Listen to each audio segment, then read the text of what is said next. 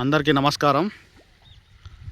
ఈరోజు మనం నాటు వేసిన పొలంలో, ఇది మా పొలమే, గడ్డి మందు చల్లుతున్నాము.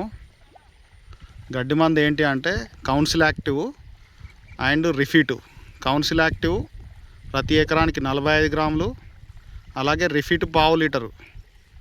ఈ రెండు కలిపి నాటు వేసిన 5 రోజుల్లోపు వాడుకోవాలి.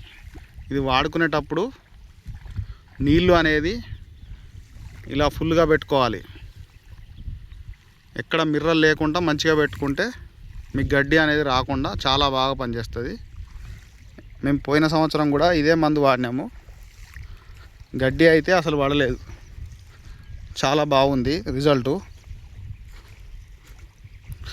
మీరు గడ్డి మందు చల్లుకునేటప్పుడు మాత్రం ఖచ్చితంగా వాటర్ అనేది ఫుల్ పెట్టుకోవాలి. అలాగే అది గడ్డి మందు చల్లిన తర్వాత మరొక 2 డేస్ అంటే 2 రోజుల వరకు మళ్ళీ నీళ్ళు అనేది పెట్టకండి. ఆ నీళ్ళు కొంచెం ఇంకే విధంగా చూసుకోవాలి.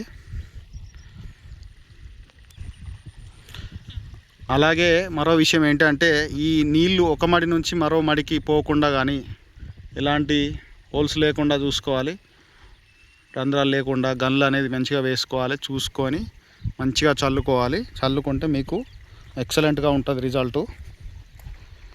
ఓకే, ఇంకా ఏమైనా సందేహాలు ఉంటే మీరు నాకు కామెంట్ ద్వారా అడగచ్చు, నేను చెప్తాను.